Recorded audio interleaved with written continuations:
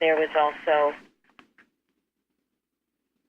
the Reg Carey letters, and there was also a man named Andrew Hartsook, and many of you know of him. He's still here with us, and he writes what's called the Banner, which, and any of you can get it. It's free.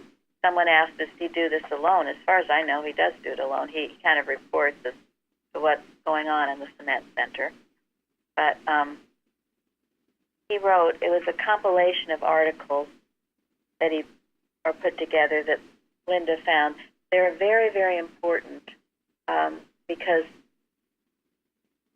they highlight his book. He wrote a book called Christian Science After 1910, in which it exposes what happened, actually before Mrs. Eddy passed on and certainly right afterwards. That book, he sold for many years. It was available at Ann Beals. More recently, we found that, it's not so available, right? And yeah, when I looked online for it, I found one person that had one copy left, and they wanted $750 for it. And everyone else said they were out of stock. So very gratefully, we were in touch with Andrew Hartsook, and he's giving us permission to republish it. And also we have all his banners. We'll probably scan them in so anyone who's interested can get these things again. Now, Andrew Hartsook has very, I would say it's Unselfed, worked diligently on exposing what's been going on in the organization. This book is certainly an expose of it, and he is a wonderful historian. He has this great comprehension of what's going on, and he expresses himself so well, and he gathers all the facts and brings it out in a very easy way to read and understand. Now, that is no small feat. That is his divine intelligence, and he has done this for years. And so I'm just saying how grateful I am. Now, in this little, Jeremy made it into a pamphlet for us. I'm just going to read a few quotes that he gives, because I often quote to you about things, but I'm never quite sure who said it or where they're from. I've heard it over the years, and he has many of them in this little pamphlet, and they're very important quotes. So, and he gives a little history of himself, too, how he was in the movement. He brought up in the Sunday school, had class instruction.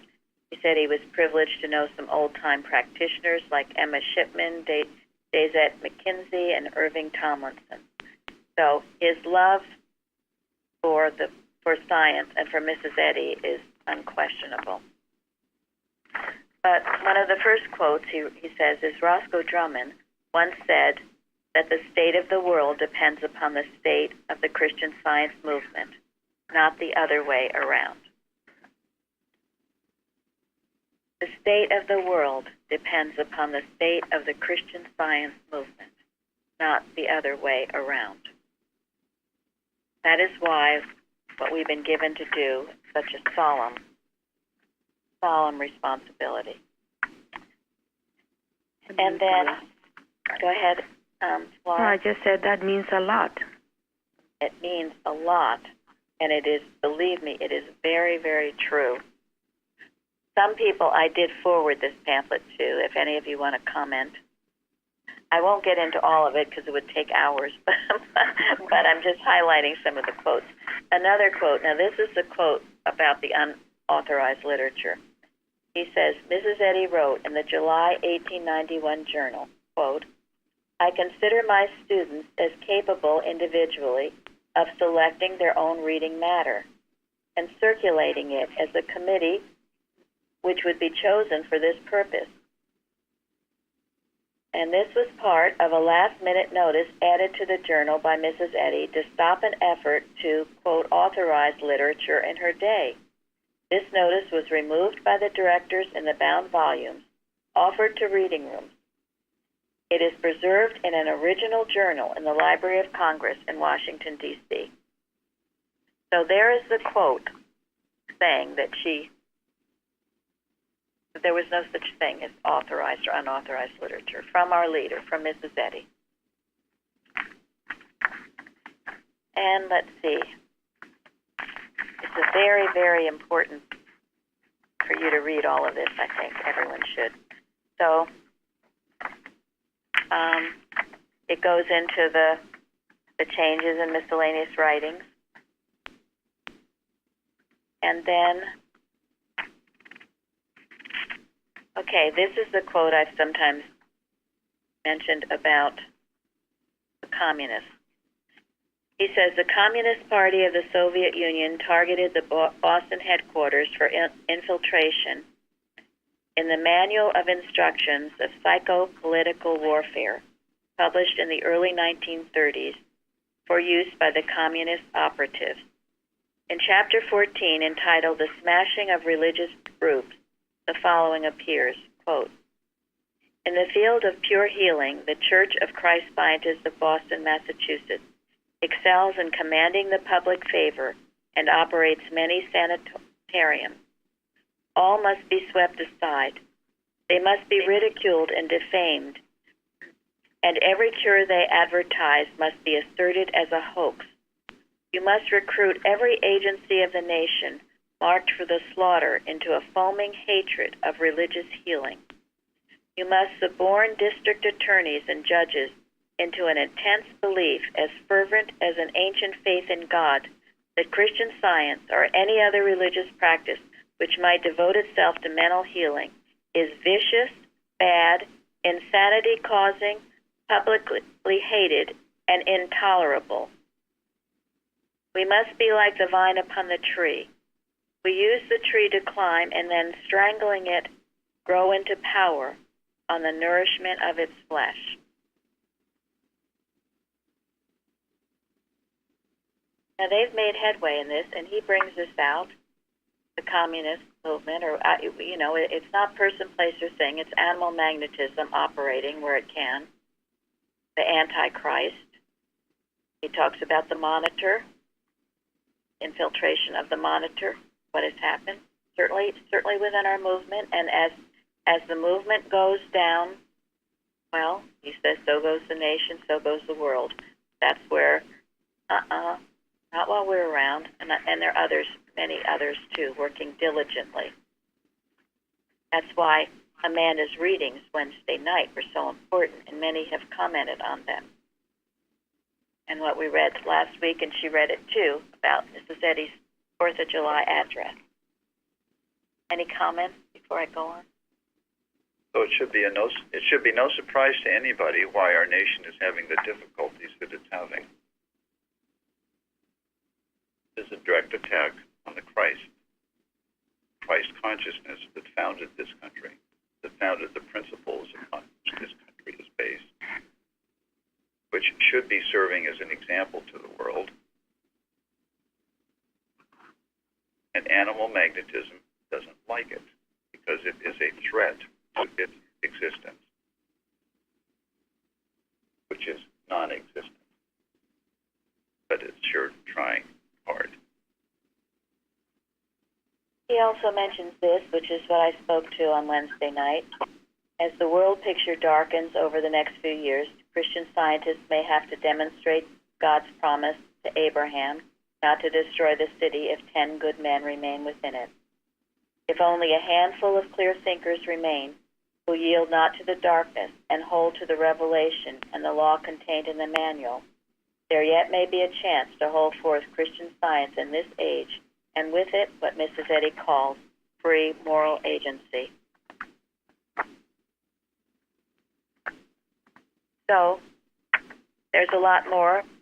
He also makes this comment, any effort to discredit Mrs. Eddy draws a heavy veil over the discovery.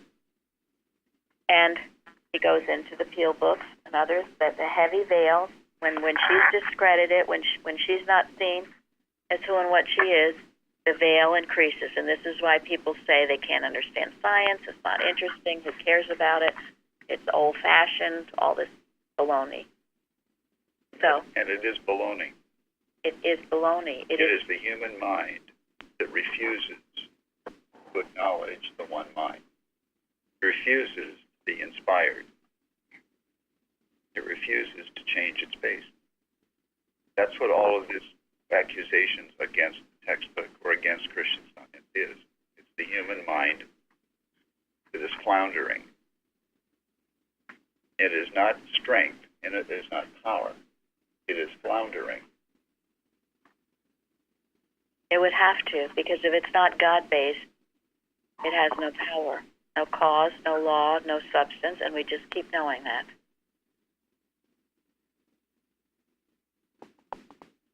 Also, I would add that quote about the basically delegitimizing the idea of authorized books. I mean, having spent a lot of time in reading rooms, I would say that it's upsetting to find all these books that are so much more helpful than the authorized, quote-unquote, authorized books that are out there, and you kind of realize the difference in the watered-down version that is the, quote, authorized version versus the unauthorized that we're getting here at Plainfield, and how much more helpful and practical and useful those, supposedly unauthorized books are. And it's kind of upsetting to find that out so much, later on, having grown up in Christian Science, to know that all that stuff's been sort of suppressed, and you've been getting a bad deal all this time. Well, that's true. That's right, but it's the never, point of it. It's never too late. Never too late. And that's why we keep praying and knowing that those who need it will find us. It takes a certain type to come here and grasp it and run with the ball. Some grasp it and say, oh, this is wonderful and great, and then they drop the ball. But some grasp it and run with the ball, and that's wonderful. Because this is a work that must be done. One thing I want on the cover is about Jesus Christ. What I say unto ye, I send to you all. Watch. That was on the original, and we need that because that is one of the main thrusts of our church is watching. Now, Go ahead, Florence. I think that's why Ann Beal was led to serve the purpose, because for once people found out that there were other books that could really help them to practice Christian Science. And then, of course, Plainfield's victory over that law case certainly is here to give it all to the world still. Thank you. That's right. And that is also why the same organization that, quote, authorizes and unauthorizes is the same organization that sued Ann Beal to try to prevent her Yes. from providing these books. Right. Well, said she was sued maybe more than once. I think We twice had at least. A rough road, and they were going to sue us for publishing spiritual precepts, but we backed out because we realized they were trying to bankrupt us, which they probably would have done. But divine wisdom was leading us. And also in this, and I will have Jeremy put it on our website so all of you can see it and read it. He mentions our church several times. He mentions all the people that were excommunicated. And he says, as I have felt, if we were so bad, or if any of these people are so bad, they would fall by their own hand. You either rise up or you fall. But he says, too, that we're treated like I think he uses the words idiots, that we can't figure it out for ourselves. We have to be spoon-fed. I agree with all of this. And he was here in the 80s. He came and visited us, and he mentions, and all of these things that he wrote in the 80s, and he said about our church that, there were so many people, we had 41 testimonies, and we were full of enthusiasm, and he felt that how can you correct the BOD? How can you do that? I have no idea. If anyone has an idea, great, but I don't understand it, especially if they don't understand the science.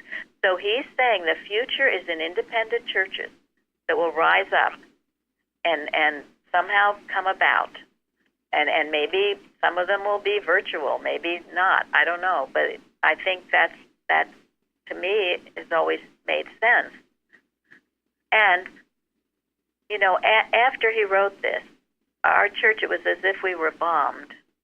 And we'd gone through a bloody war, and we were victorious. But it tried to wipe us out, but it didn't. And there's just only a small remnant left here working. But it was enough. It was enough. And it continues. And it's rising up again. So, and it will rise up because God is behind it all. God is the only power. No, thank you. That's right. One of the blessings of independent churches, I don't remember where I read this, but it was years before I even came to Plainfield, was the idea that your community has specific needs. Yes. And you would be able to do it in what God led you to do it rather than what a blanket. That's it. And I mean, that's true about our government too. Local, what you need locally.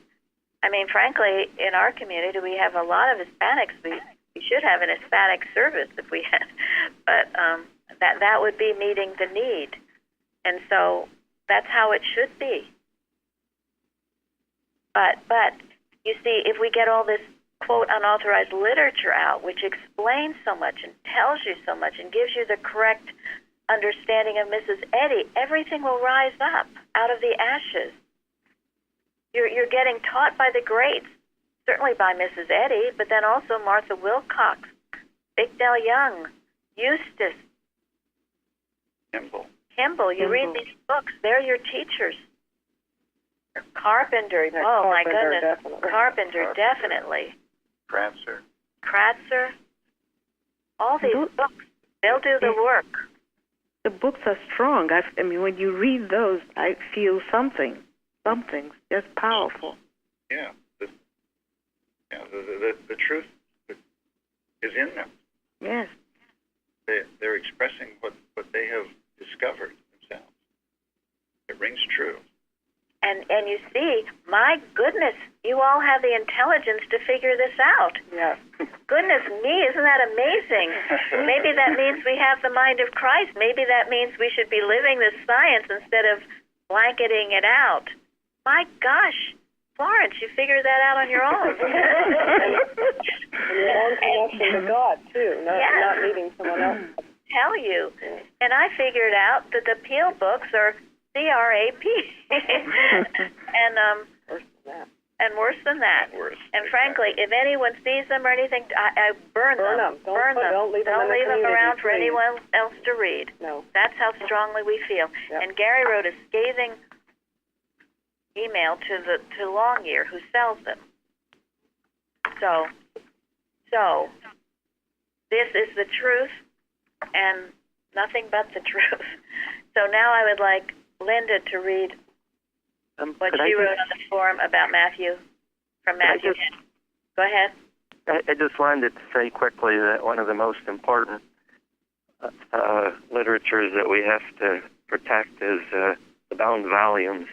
Yes. The first time in my little church when I pulled out the original ones, it was so incredible to me how different the writing was, and Mrs. Eddy was the editor from, I think, 83 to maybe 1883 to maybe 87.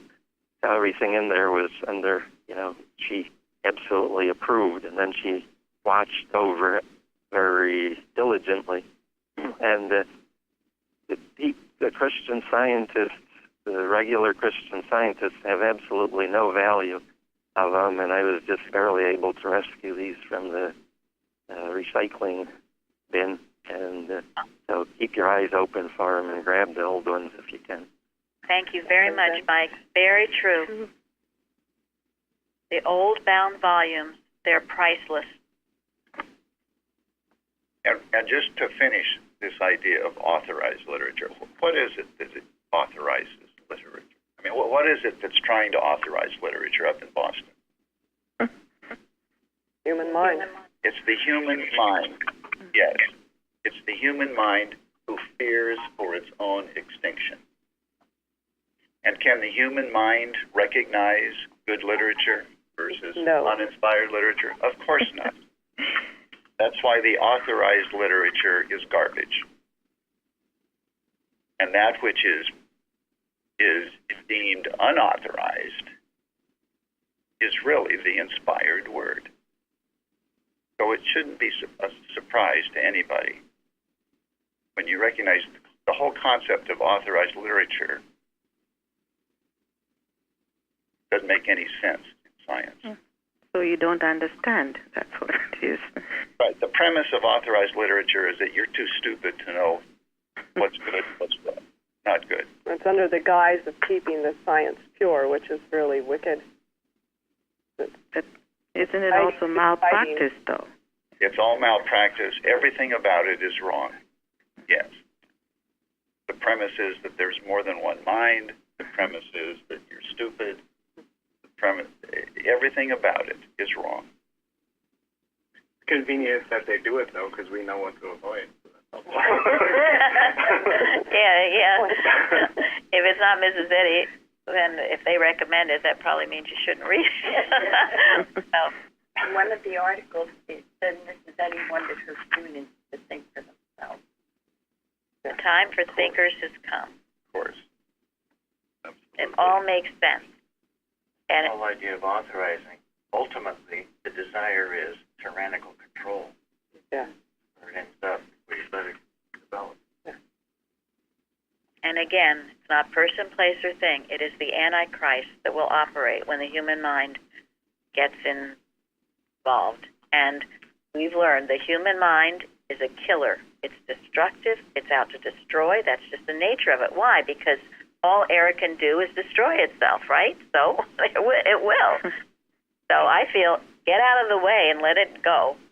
Yeah, because it'll take anybody with it That it can. that doesn't let go of it. And many are ignorant. But woe be to the malicious ones. And woe be to any malicious thought. Woe be. That's why I can speak freely here, because I know if anyone is listening who's malicious, honey, you better think again, okay? It's not malpractice, but if you are not on the side of right and God, there's something hanging over your head that's going to, grind to a powder. By the morning. On to the night without a star. Night without a star, and we say that. A lake of fire and a night without a star. Woe be to anyone who would interfere with God's work, and this is whatever is God's work, and that's our safety, because if this isn't God's work, then we're in trouble. But that's true about anything. Woe be to anyone who would interfere, try to harm God's work, and I say in our church, nation, world, and they will be sent to a lake of fire and a night without a star. Mrs. Eddy said stuff like this, too. This wasn't just... She did. She did. And a lot of these things used to be kept more quietly. But now everything's out on the Internet anyway. So, let it rip. Let it rip. Exactly. Yep, let it rip. Okay, Linda, go ahead. Okay, Matthew so Henry. I'm going to read from Matthew Henry, and the topic is about church work.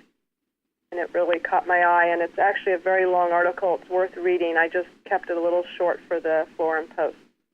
And it's Matthew Henry, commentary on Ezekiel 34. Quote, "The priest took no care to instruct the ignorant, to rectify the mistakes of those that were in error, to warn the unruly, or to comfort the feeble-minded. They did not do their duty to those of the flock, those that called themselves shepherds, but really they were not. And if those that undertake to be shepherds are foolish shepherds, if they are proud and above their business, idle, and do not love their business, or faithless and unconcerned about it, the case of the flock is as bad as if it were without a shepherd. Better no shepherd than such shepherds. Christ complains that his flock were as sheep having no shepherd. Yet the scribes and Pharisees sat in Moses' feet at his time." End quote. Thank you. So I thank the good shepherds that have been before us. And today, and certainly Andrew Hartsook, Miley, Reg Carey, Doris and Steve Evans, shepherds who spoke out and who demonstrated unselfed love, which gets us to our lesson. Subject, sacrament. Golden text, Hosea. I desired mercy and not sacrifice, and the knowledge of God more than burnt offering. Now, many people have trouble understanding what unself love is. If you look it up in the dictionary, actually I couldn't find it in the 1828, but it says to do away with selfhood, lack of self. And also, our church, in looking up unself love, comes up because we quote, and I believe Fairley found this years ago, and I'm pretty sure it's on our website, but I will have Gary read. This is in the Eustace book. It's Clear, Correct Teaching, page 525 and 526.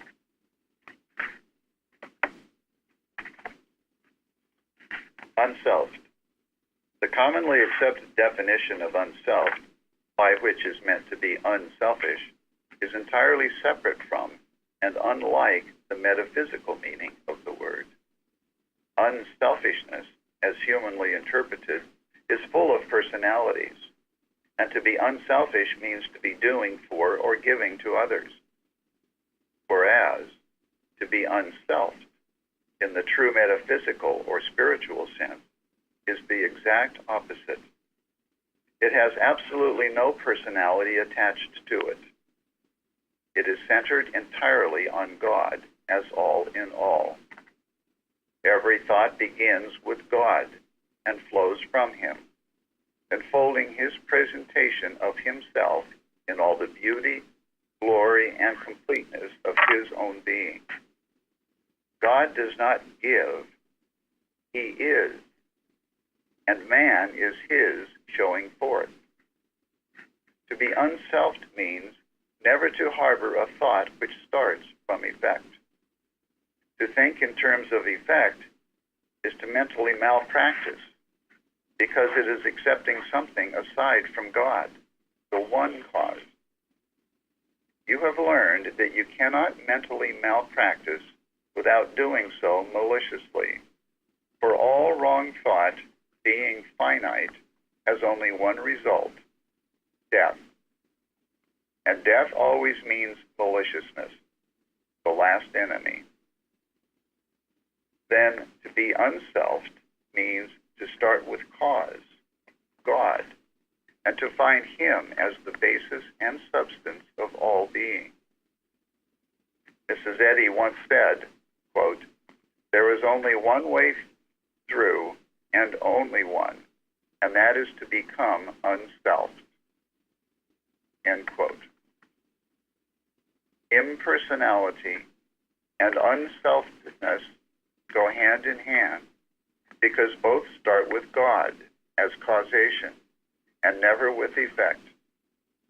Effect, in other words, what is seen to the spiritually minded, is like the image in the mirror. Its one and only purpose is to testify to the substance of the image, the object before the mirror, the cause, and never to itself, the effect. To do this is to become unselfed, and is the only way to be impersonally and spiritually minded. Now, I can't tell you how important this is. So, for those of you, and myself included, please study, think about what this is saying, because there's often about being unselfish, and certainly unselfish is good, but this goes much deeper.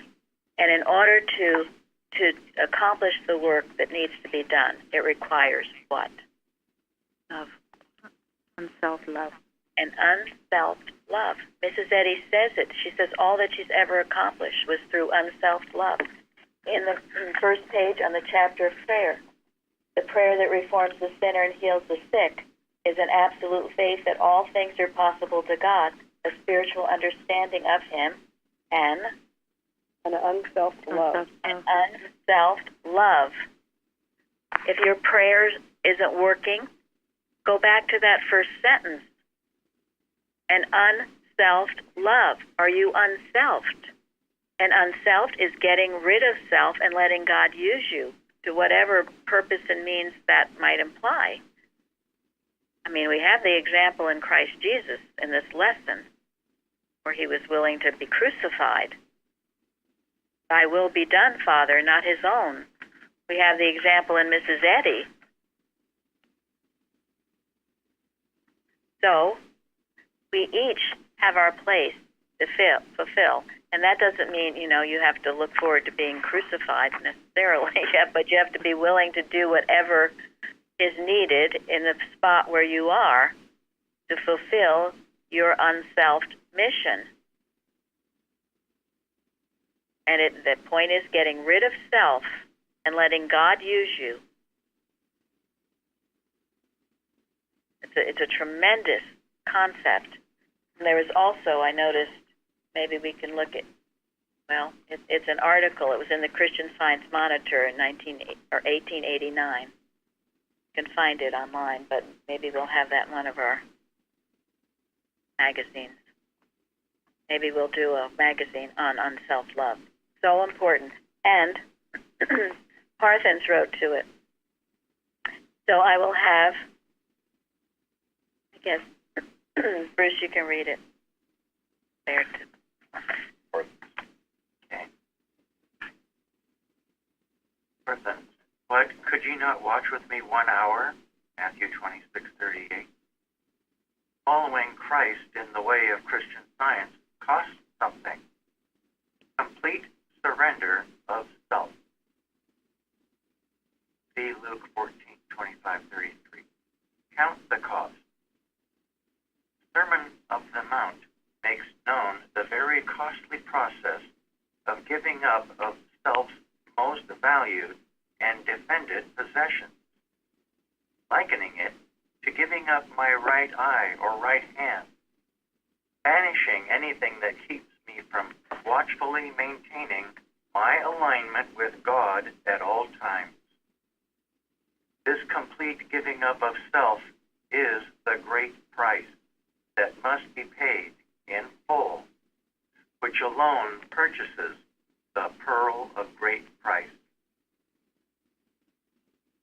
Never absent from my post, never off guard, this lady's writing. The key to obedient, successful watching is maintaining first love for God in concentrated, consecrated commitment to doing his will every moment of my life. It was lack of first love that put the disciples to sleep throughout that one fateful hour when Jesus needed them most. Kindle the watchfires of unselfed love, and they throw a light upon the uncomplaining agony, the life of our Lord. They open the enigmatical seals of the angel standing in the sun, a glorified spiritual idea of the ever-present God, in whom there is no darkness, but all is light, and man's immortal being. Message of O2.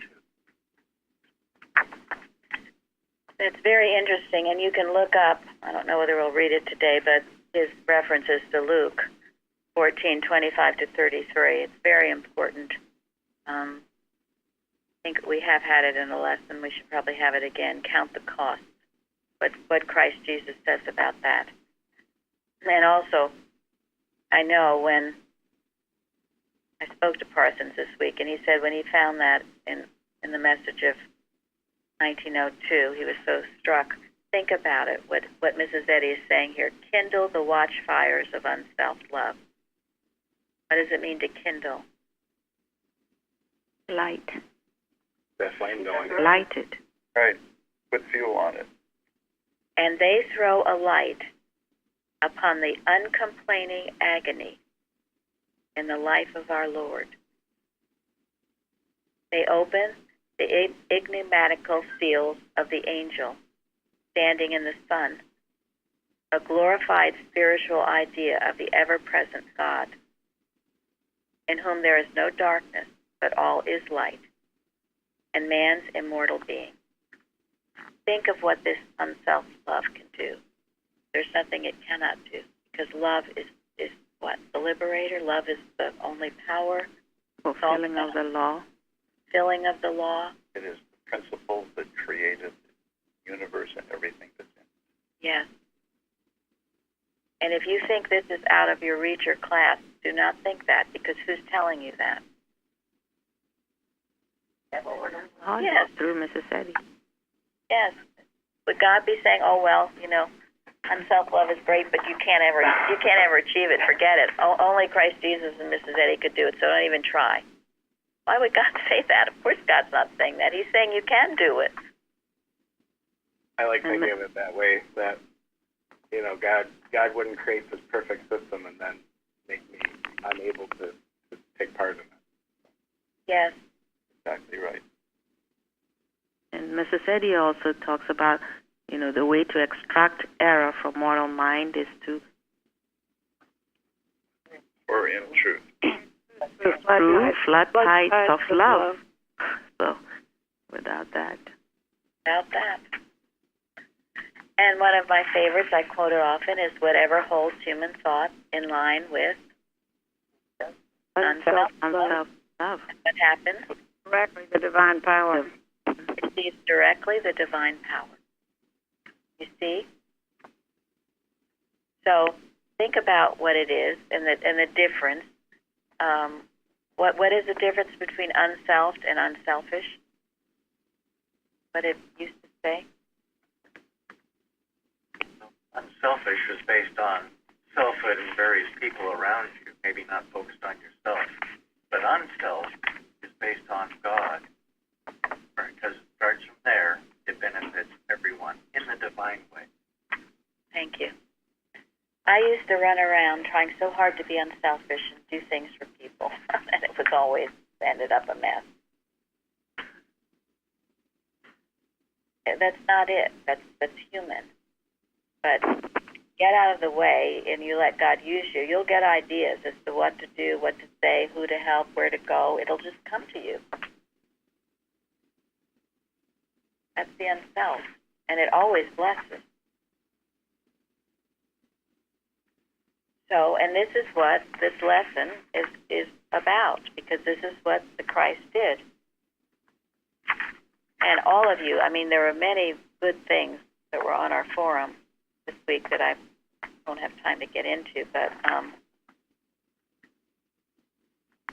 it's most important because Jesus would say it wasn't his will, but God's will. The other thing, I thought this was interesting, on 43 in Science and Health, where Jesus rose higher in demonstration because of the cup of bitterness he drank. Human law had condemned him, but he was demonstrating divine science. Out of the reach of the barbarity of his enemies, he was acting under spiritual law in defiance of matter and mortality, and that spiritual law sustained him. The divine must overcome the human at every point. Again, unselfed versus unselfish. The divine overcoming the human. And I forget, a week or so ago, I gave a testimony about it. In every problem, in every treatment you give, 3 things you've got to handle. And this comes from, it was both Bignell Young and Kimball, because I think one taught the other. Kimball taught Young. Law, cause, substance. In every situation that you're having a problem, you're under some human law that says you're sick for a reason, or you don't get along with your family, your mother-in-law, or there's some human law, you're going through the terrible twos with your child. It's some human law. You go to the divine law, and this is what this statement is saying. The human law had condemned Jesus, but he appealed to the spiritual law. He was acting under spiritual law in defiance, and that's what you have. The way you have to do, you have to defy it. I defy you. You're an imposter. I'm not under your law. I'm under the law of God, and that's the only law there is. It's the law he's saying to make up unto ourselves, as I said, he's telling us to do. Yes. Be a law unto yourself. And that law, he said, spiritual law sustained him. And think of what it did. It overcame all the beliefs of death, all the beliefs of his body being beaten and mangled and all of that. He overcame it all in defiance of that human law. So there's nothing that you can't overcome when you come under this divine. The divine must overcome the human at every point. If you don't think it's worth the effort, think again. It's the only thing that is worth an effort. It heals everything. And then you go on after law to cause. There's some human reasoning for the problem, and then also substance, that you're in matter and not in spirit. You handle those three things thoroughly, healing takes place in defiance of what matter tells you. Okay, any comments on any of this? Yes, I would just like to add, I don't know if this is right, but somebody once brought this up about Peter falling asleep, and they said to me, what would he have learned and how much progress would he have made had he stayed awake with Jesus doing that watch when Jesus needed him? So. Well, and that's true. And I was looking for the quote from Mrs. Eddy, where she says, the world would be in a different place now if they had not fallen asleep. So here we are, you know. Are you doing the watches, or are you falling asleep? Are you just being taken off by the materialism of the day? So, no, that's a very good point, a very important point. And this is why we cannot emphasize watching enough. And how important I feel to as often as possible, really think about the law governing you. I really do. I have done that, and it's incredibly helpful. That the only law governing anything, myself, anything about me, is the law of God, the law of love. If I get a certain feeling, which I love, it's like something protecting, something just truly, powerfully protecting. That's the law. Yes, thank you. So this is our divine right to be this way, to be unselfed, to live this life, to have God working in our life. We'll end today with, it's something I love, Mrs. Eddy's article, Age. I'll have Gary just read part of it. But it tells you how you need to spend time every day acknowledging your God-given selfhood, individuality, and to cast off all of this human personality. This is Age by Mary Baker Eddy. I ask for you to keep a time for meditation every day. Ponder in thought your infinite, harmonious, Christ-expressing selfhood and claim it as you. Drink in its unspeakable safety. All the truth and beauty of God's creation is yours and you. Enjoy it in sincere prayer and thanksgiving.